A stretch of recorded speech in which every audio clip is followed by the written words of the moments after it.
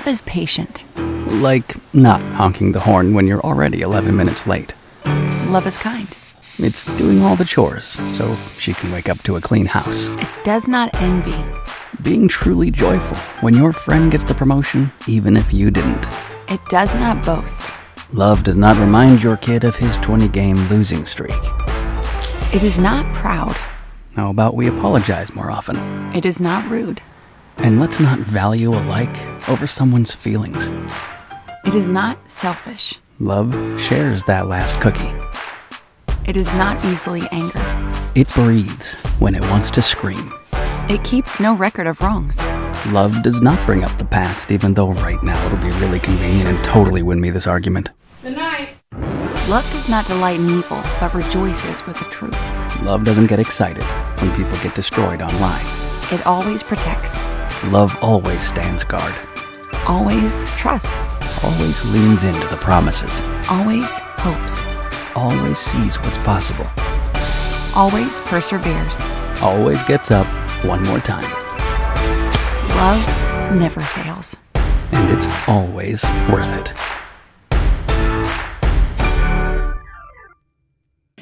Hey, guess what? Today is my favorite holiday. My favorite holiday.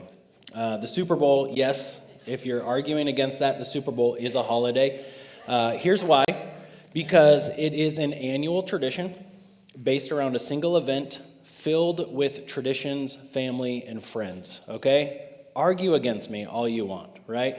The Super Bowl is by far my favorite holiday, and I'm just super excited to celebrate it today. So whoever you're rooting for, I don't really care. I'll tell you who I'm rooting for. Personally, I'm only rooting for one person today. It's Taylor Swift, all right? That's it. So if you're here live, thanks for joining us. If you're in Brewster hanging out with my buddy Billy, thanks for hanging out up there. If you're watching online right now or later on in the week, we just super grateful that you would hang out with us and spend some time with us. So last week, Billy started a series called What's Love Got to Do With It? And he did a great job. I'm going to continue into that. And he talked a lot last week about conflict. And it got me thinking while he was preaching. I thought about a conflict that Billy and I had together. All right? You listening, Bill and Brewster? Here we go. See if you remember this, Billy. It was a couple years ago, and Billy and I were talking about something that both him and I are equally passionate about. Hamburgers, okay?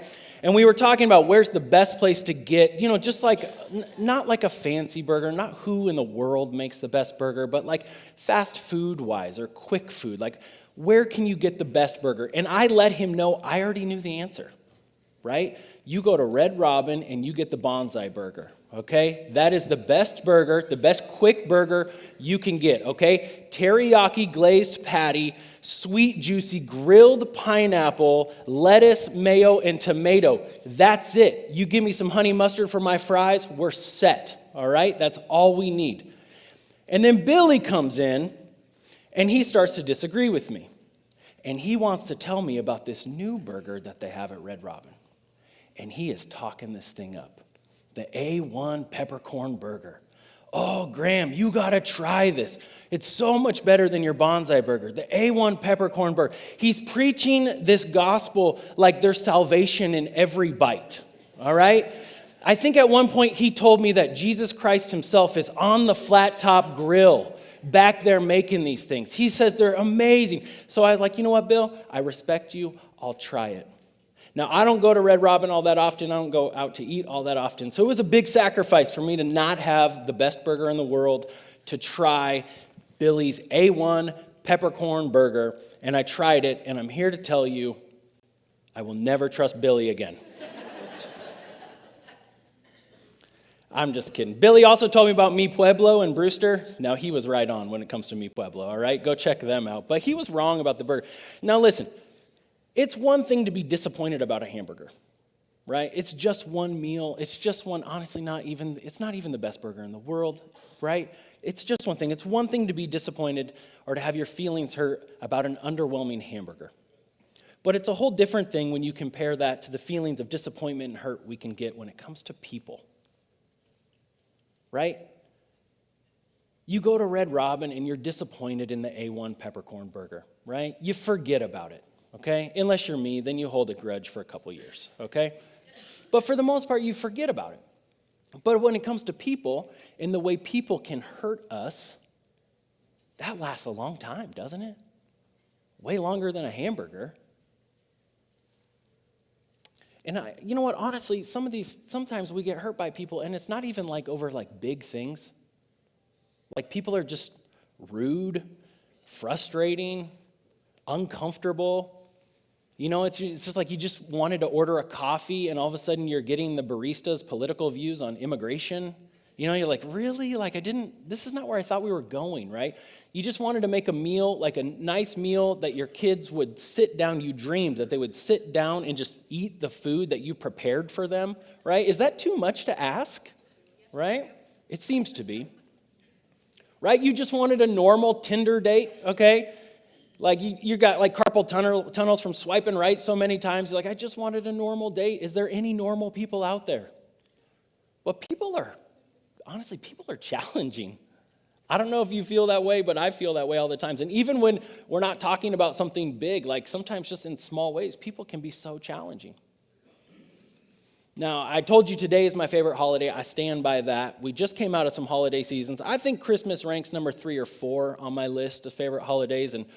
And one of the reasons why is when I grew up with split parents, you have 2 different Christmases, and you watch all the movies and you see the big family Christmas, right? And it's like, that's what I'm gonna have someday. It's gonna be this amazing family Christmas where like relatives fly in from all over the world and we have this giant Christmas morning. We spend hours unwrapping presents and we have this meal and there's food that covers the entire table and we eat for hours and then we play games till long into the night. And I've been dreaming about that Christmas. So I married into this big family with a whole bunch of people. I started having a whole bunch of kids, so there'd be even more people at the table. And after 15 years, I still haven't had that Christmas. I'm still waiting, because let's be honest, somebody always messes it up, right? It's like somebody decides, oh, they're not going to come this year. They're going to go to her parents' house, right? Somebody decides that they're going to bring up politics or something personal. Or somebody decides that these 2 people are fighting, but they're not going to talk about it. It's just going to be awkward for everybody, right? It's like she decides not to come. She can't get the baby to go to sleep. He drinks too much, right? Somebody always messes up my Christmas. And honestly, I was talking to my counselor about this like 3 or 4 weeks ago, and I'm telling him, I'm like preaching to him. I'm like, Tim, everybody messes up my Christmas all the time. I've been dreaming about this for a long time. Tim, tell me how am I going to fix this? And my counselor, he's kind of like picture Mr. Rogers, right? He's like really soft-spoken, and he wears a lot of sweaters, and he takes his shoes off, just like Mr. Rogers. He takes his shoes off, and he kind of curls up into his chair a little bit like this, like when he talks. He's so soft, and I told him, I said, Tim, when am I going to get the Christmas I'm dreaming about? And he just blurts this out, which is so unlike him. He says, Graham, dreaming is for kids. Reality's for adults. And I'm like, oh, this is why I pay you money. That's so good. Because the reality is, people aren't going to act the way we dream for them to act. Right? Whether we're asking for something big or something small. People are not going to act that way. Honestly, I think we would all agree, whether you're a Jesus follower or not, that loving people unconditionally, regardless of how they act, is probably the best policy, right? It's one that I think we'd agree would actually work if everybody did it, right? But the problem is it can be really hard to love people who don't have their act together, right? Who don't have their ducks in a row. So a lot of times what we do is we categorize people. We're not sure what to do with them, so we throw them into one of these 2 categories. We say, oh, well, you make me uncomfortable, you disagree with me, or you won't do what I'm dreaming or hoping that you'll do. So the problem is that you must be ignorant. And then it's my job to inform you of your ignorance, and then that will solve the problem, right? And if you don't listen to that, then it must be that I'm not saying it loud enough. So I'm going to say it louder, or I'm going to type in all caps this time, and I'm going to say it more bluntly or rudely so that you'll listen. And then if you don't do that, then you must fall into the second category, which is then you are evil.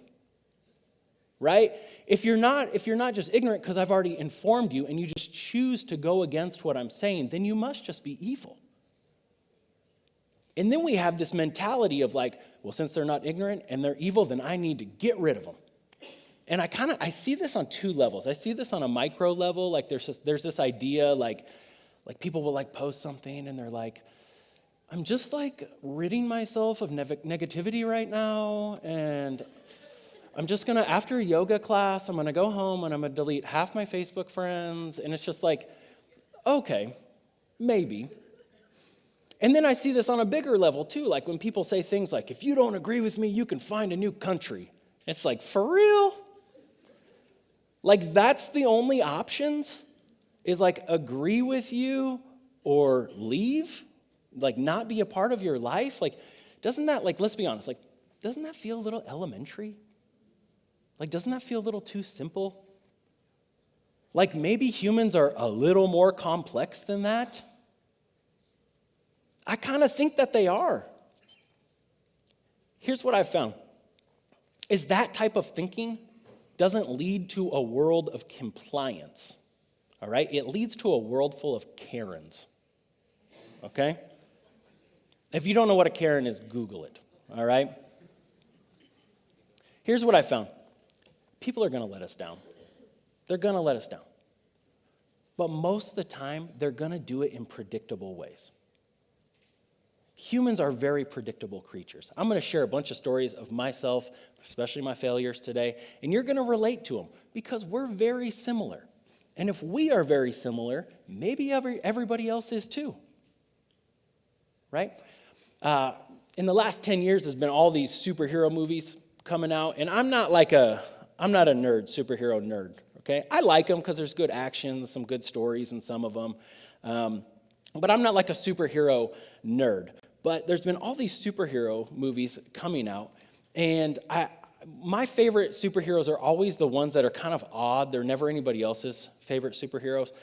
So when it comes to X-Men, my favorite superhero, his name is Nightcrawler, okay? And Nightcrawler, he's all blue, he has tattoos, and the reason why I like him is he's deeply religious. I just like him a lot.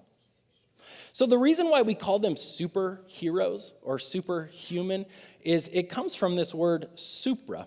And I was helping my nephew a couple weeks ago. Remember, we were doing homework, and we were talking about prefixes in words. And this prefix, supra, means above. And so we, in English, translate it to super, and that's where we get superhuman. That these people, these beings, they have superhuman, above human capabilities. Right? But we are not those people, right? Nightcrawler can teleport, right? If he can see or envision a location, he can show up to that spot, right? Which I just found out the other day that in X-Men, Mystique is Nightcrawler's mom, okay? Raise your hand if you knew that, all right? Yeah, okay, we're going to pray for you, all right? Yeah. So anyways, Nightcrawler, he can teleport. He can go places, but I cannot do that. You can't do that.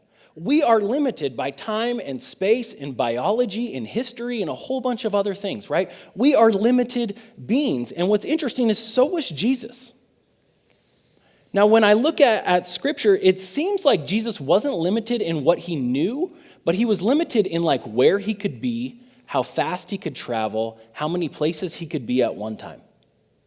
And so we're going to look at this story in the Gospel of John, which if you've never read the Bible, I always recommend starting in John. John was like Jesus' best friend if he had one. So I recommend starting there, right? So in this story, Jesus is somewhere close to-ish Jerusalem. We'll talk about that in a second. And he gets this message. He finds out that his buddy Lazarus, who is a good friend of his, has passed away or is very sick. And so Jesus waits a couple days, and then he heads towards Bethany, which is close to Jerusalem. And when he gets there, this is what it says. It says, on his arrival, Jesus found that Lazarus had already been dead in the tomb for 4 days. Now, Bethany was less than 2 miles from Jerusalem, and many Jews had come to Martha and Mary, that's Lazarus' sisters, to comfort them in their loss, okay? Now, the reason why that's important is because, like it says, Bethany is close to Jerusalem. This is around the time of Passover. So all Jews, or most Jews, are heading to Jerusalem to celebrate Passover. And so since a lot of them are there, and Bethany is only 2 miles away, a lot of people come out. A lot of people come out to mourn with Martha and Mary. Then it says, when Martha heard that Jesus was coming, she went out to meet him. But Mary stayed at home. And then she says this when Martha gets there, Lord, if you had been there, my brother would not have died. If you had been there. She's upset. Now again, we don't know exactly where Jesus was when he heard that Lazarus was sick, but historians believe that he was either too far away or probably about the time he got the message that Lazarus was sick was about the time he died. You can see in here it says, he was in the tomb for 4 days. We know Jesus waited 2 days and then left. We don't know how far he traveled, but he was in the tomb for 4 days. That means his body was all prepared. That means that they had already gone through mourning processes and stuff like that. So Jesus could not have made it. Physically, he had a limitation. He could not make it to Lazarus in time. And yet, Martha she's mad. If you had been here, my brother would not have died. If you would have been here. Now we, as a society, we're obsessed with like overcoming physical limitations, right? If you go into a bookstore today, like actually not on Amazon, I think there's still real bookstores out there. If you go to one of those, the biggest section in that store is self-improvement. Like we're obsessed with making ourselves better. And I don't think this is wrong. I try to listen or read a book every year on self-improvement. I want to be a better dad. I want to be a better husband, a better follower of Jesus. I want to be more efficient in my work and stuff like that. I think it's great. But it has this flip side to it. Because when we accept that people can be improved, we only have ourselves and others to blame when relationships are not perfect. Right? We say, you should have known better. You should have been there. You should have thought about it. You should have prepared better, right? When we say those things, we're saying, you could have responded perfectly, just like Martha says to Jesus. You should have been here, right? When we say you could have or should have responded perfectly, we get mad at somebody else's limitation. And sometimes, like in this instance, it is a physical limitation. Jesus physically couldn't have made it there. But there's also intellectual limitations as well, right? We can only be so smart. Okay, I don't know if you're like a plumber or a farmer or a winemaker or whatever you do. But you could get better at what you do, right? Just intellectually. You could know more and you could do your job better, right? And relationships are the same way, okay? You can know more about the people around you, the people that you're in relationship, and you could probably do better. But it's this double-edged sword. Emotionally is the same way. We could all be stronger or more mature emotionally, and we could do better in relationships, right? I just had, this is a terrible example, but I just had this conversation with a mom within the last week or so, and she's telling me, she's like, my daughter is going crazy. And she's telling me all these things that are happening. My daughter this and my daughter that, my daughter. And just explaining just this crazy emotional situation that's going on. And I asked her one question, because I've asked this question to about 900 other parents in my 15 years of ministry. I said, is your daughter 13 or 14 years old? And she says, yeah. And I said, yeah. I said, listen, sorry, teenage girls. Okay, I'm sorry. But it's like, yeah.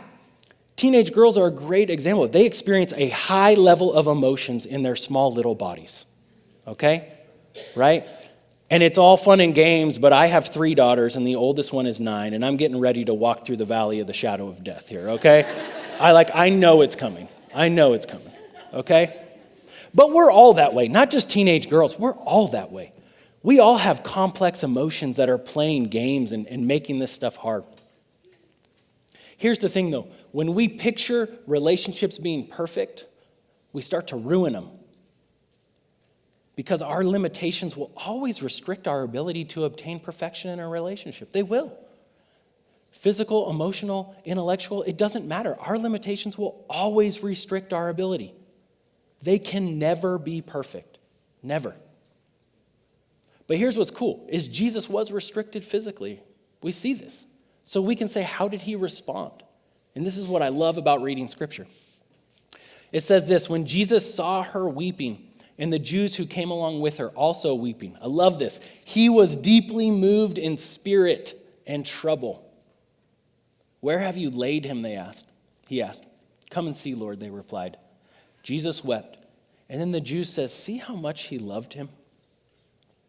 And I'm going to be honest, I'm going to kind of disagree. This is my own, I didn't read this anywhere. This is my own kind of reading into the scripture. I don't know that Jesus wept because he missed Lazarus, right? Because he wasn't limited in what he knew. He knew Lazarus was coming back in a couple minutes. I think Jesus wept because he felt this overwhelming empathy for Martha and these other people who are weeping. See, Jesus, this is important. Jesus didn't apologize for his physical limitation, but he did sympathize with those people.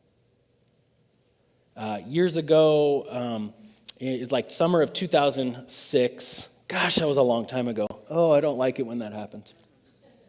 I was an intern at a Young Life camp in Canada called Malibu. And during that summer, my then-time girlfriend, now wife, Kayla, was in massage school. And she was graduating from massage school that summer, top of her class, mind you, okay? Right? Which don't get too excited, because if you know too many massage therapists, you're like, as long as you don't smoke weed, you'll rise to the top in that class, all right? Okay? There's some interesting characters in massage school. Let's just say that. We got some stories. So she's graduating from massage school, and we knew I couldn't be there. I'm on the coast of British Columbia. It's a long travel. It's far, and it's expensive. I only got so much time. We knew. And here's where I went wrong. I let that one physical limitation dictate my attitude towards the event. So did I call? No. Did I email? No. I didn't have a phone, so I couldn't text, right? I messed up. I let a physical limitation get in the way of sympathizing and celebrating with her victory there. Jesus doesn't do that. Jesus, even though, again, physically limited, he sympathized with them.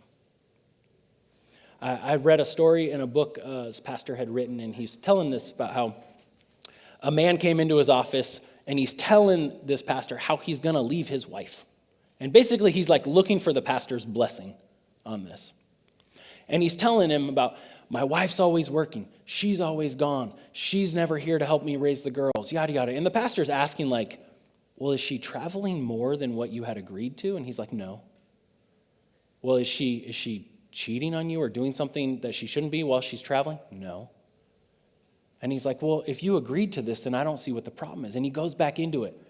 He says, I'm raising our girls all by myself. I'm keeping this household together. I'm managing all our money. I.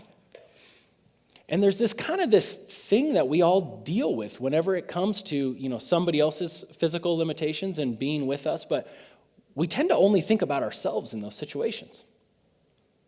Right? I don't know about you, but I am the main character in my story. Okay? I'm not sure, but I hear you're the main character in your story. In fact, I hear you're killing it. I hear you're up for an Emmy this year, right?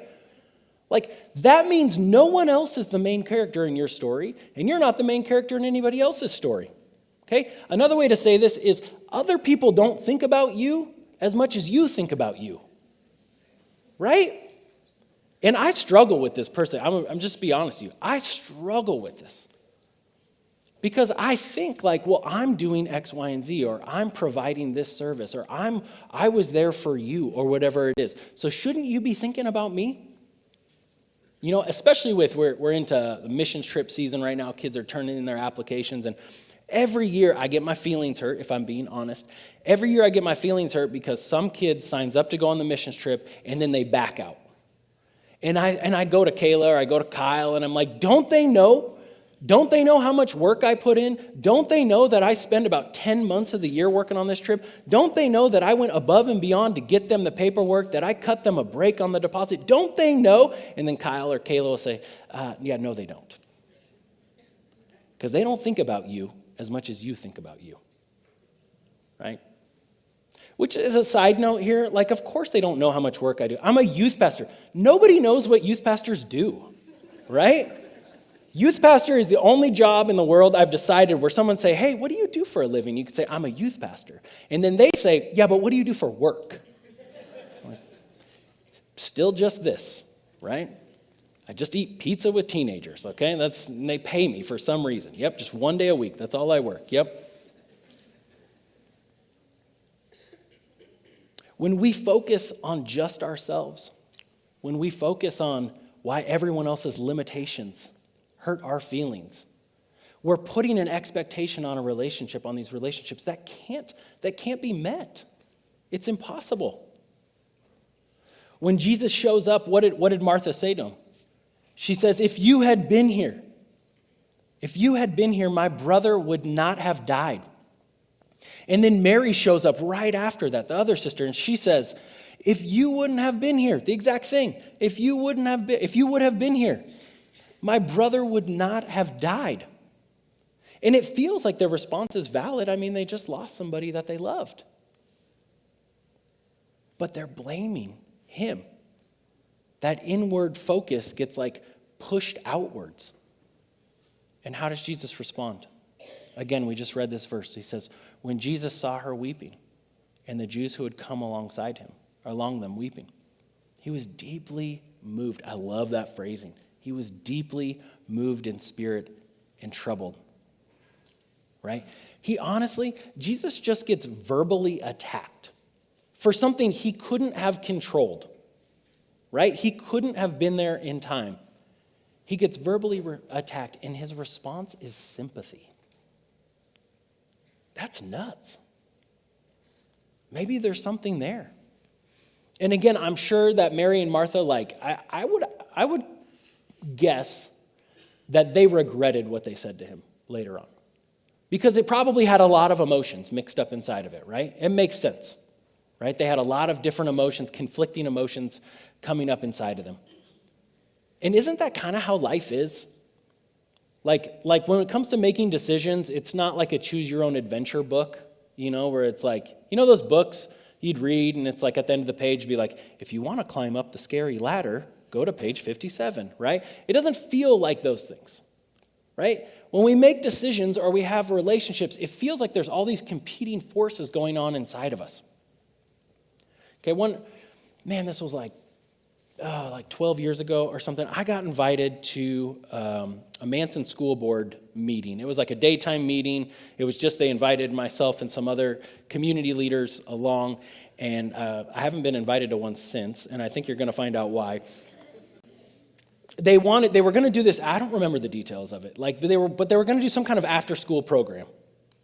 And they wanted to figure out how do we get more kids involved and how do we do this. And I remember one of the board members was speaking, and she's talking about how much it will cost each child. And then she went on to say, and if they can't pay, then we'll have them work and do these kind of community service things so they can earn it. And what she didn't know is as she was saying those kids and when they do that, she was actually talking to me. Because I would have been one of those kids. And it just flared something up inside of me. And I had to go to battle for those kids. And I was a little rude. I was very emotional. Because she had stepped kind of on a hornet's nest of something in my life. And she didn't mean to. She wasn't trying to be rude. And again, I haven't been invited back since. But we have these competing forces that go on inside of us, right? It's kind of like a arm wrestling match when it comes to making decisions.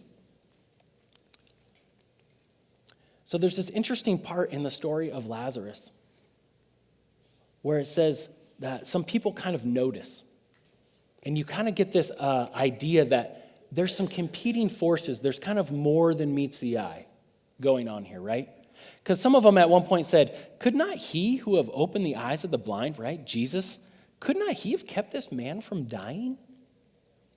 And even well before that, before they kind of see how this all shakes out, Jesus even says, for your sake, I'm glad I was not there, so that you may believe. There's more going on underneath the surface, and they can kind of sense that. And I think that's why Mary and Martha responded the way that they did, why they were so frustrated.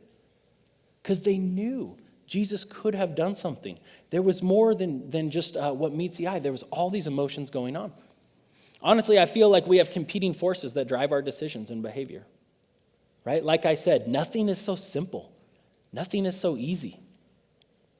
And sometimes those sometimes those forces are external, right? We can see them. We know what's going on. You're like, Dad didn't make it to your game because he has a job where he has to work a lot, right?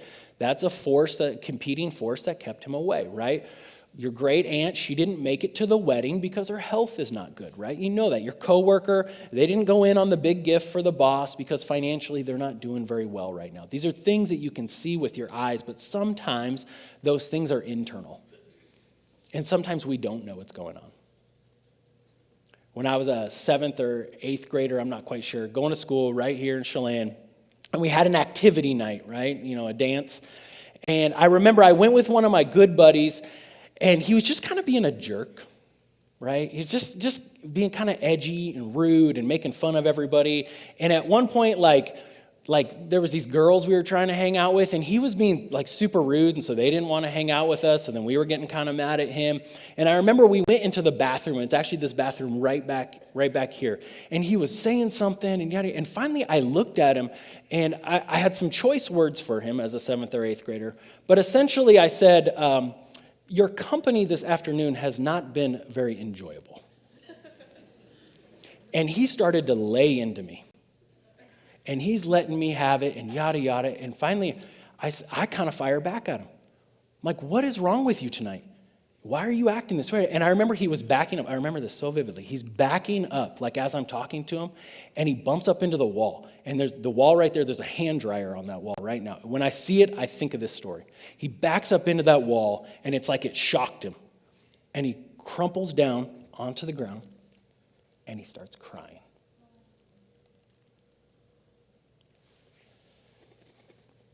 And I don't know why, but I was mature enough to go over and get down next to him, put my hand on him.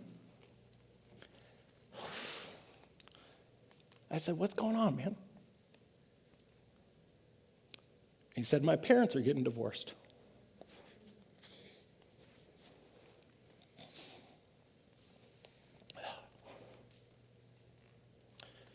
We all have competing forces going on inside of us. And even the reason why that story is so emotional for me is because it's partly my story, and it's partly the stories of dozens and dozens of students who I've sat down with throughout the years and heard them tell that same story. And we all have these forces, and some of them are internal, and other people are not privy to that information. And it makes it complicated. It makes relationships really hard sometimes. Right? Most of our decisions feel more like a power struggle than anything else, right? Because of all those things. And sometimes we don't even understand what's going on inside of us. There's just so much more. And we're primarily emotional beings, right? 9 times out of 10, if you put emotion up against logic, emotion is gonna win. Emotions frequently outflank our capacity for making good, smart, and caring decisions. Don't they? We've all made a bad decision emotionally, right? We've all done it. Maybe even this morning it happened. But here's the thing. Jesus found a way to overcome physical limitations, to overcome that natural self-centeredness that we all have, and to help battle all of these complex emotions going on inside of us. He found a way to still work with people and love people and make them feel seen and heard and cared for in spite of all that stuff. Not because he was superhuman, but because he was human. And he modeled a way for us to do it. And I really believe if we're Jesus followers, or even if we just think that this is a great model, this would be a good way for the rest of us to live our lives, that this is how we're supposed to do things. That maybe we're supposed to view people like they're complex creatures. Like maybe we're supposed to love them in spite of how they respond to us, even if we know that they're going to act this way. Like maybe we should live in a world where we show an uncomfortable amount of grace to people. Like maybe we can remind ourselves that just because people are limited and self-centered and multifaceted in their emotions, that doesn't mean that they don't deserve to be loved. And it doesn't mean that we shouldn't be working super, super hard so that they know that. Because I know the opposite is true. If we just expect people to be perfect, if we wait for them to reach our unattainable goals, we are poisoning every relationship we have. It will just never happen. And if we set these expectations on relationships to be perfect, we've riddled them with cancer from the beginning. There's just no way for us to do it. There's a German theologian named Dietrich Bonhoeffer. Super cool story. If you like history, look up Dietrich Bonhoeffer.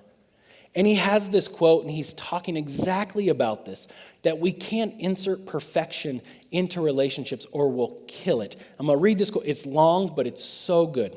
It's so good. He says, every human wish dream that is injected into a relationship is a hindrance to genuine community and must be banished if genuine community is to survive. He who loves his dream of a relationship more than the relationship itself becomes a destroyer of the latter. Even though his personal intentions may be ever so honest and earnest and sacrificial. Check this out. He says, God hates visionary dreaming. Ooh, that's strong language. God hates visionary dreaming, and here's why. It makes the dreamer proud and pretentious. The man who fashions a visionary ideal of relationships demand that it be realized by God, by others, and by himself. He enters the relationship with his demands, sets up his own law, and judges the brethren and God himself accordingly. He stands adamant, a living reproach to all others in the circle of brethren. He acts as if he is the creator of the relationship, as if his dream binds men together. When things do not go his way, he calls the effort a failure. When his ideal picture is destroyed, he sees the community go into ruins. So he becomes first an accuser of his brethren, then an accuser of God, and finally the despairing accuser of himself. When we put our dreams and unreal expectations onto relationships, we kill them before they've even started. And we can keep dreaming and keep pretending and keep hoping that this is going to happen. But like my counselor Tim says, dreaming is for kids. Reality's for adults. Maybe if instead we view these relationships and the failures within them as human, the way that we know they're going to go, maybe it will help us treat people the way Jesus treated people.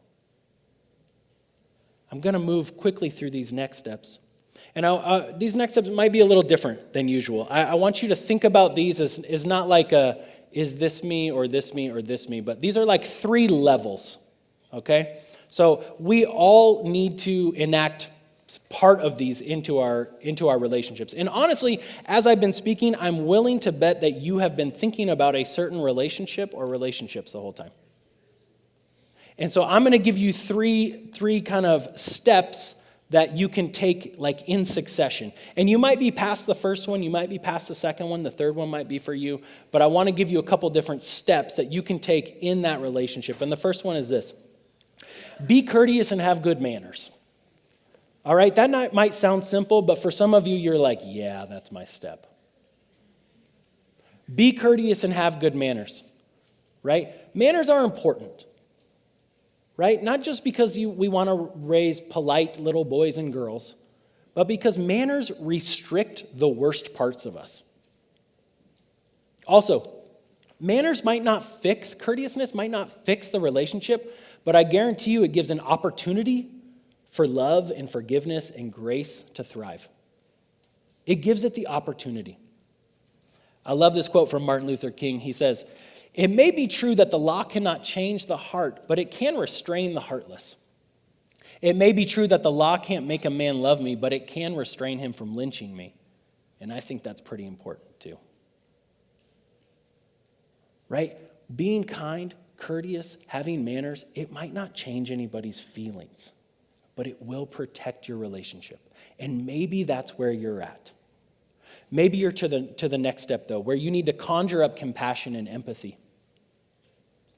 We looked at this verse multiple times. When Jesus saw her weeping and the Jews who had come along with her also weeping, he was deeply moved in spirit and troubled. And then he wept. That's nuts. He cried along with them. And they could tell that he loved them. It might be that we have to start conjuring up those emotions. As we said before, humans are primarily emotional beings. And I'm willing to bet that your disagreement with someone else is not going to be fixed through logic, through arguing, through conversation. It might be fixed through emotions. It might be fixed through saying, hey, we both feel this way. Maybe you're on to our third step, which is move towards discomfort and pain. Check this out. When Jesus said to his disciples, when they heard about Lazarus, waits 2 days, he says, hey, let's go to Judea. And they stopped. They're like, whoa, man. They tried to kill you last time we were there. And he says, yeah, I know. But we got to go. And in this, he goes to Bethany, where Lazarus is, and heals him. And then he goes on to Jerusalem. Right? Jerusalem is where he is ultimately killed.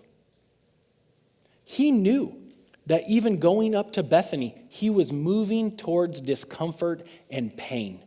He was moving into the eye of the storm. I love this quote, and it reminds me of moving towards the discomfort and the pain in the relationships that we have. It says, to truly listen to another person or to move towards discomfort requires something of a crucifixion. I must undergo a painful process of leaving what is familiar territory and make space in my heart for a different narrative. Listen, friends, this is Christianity.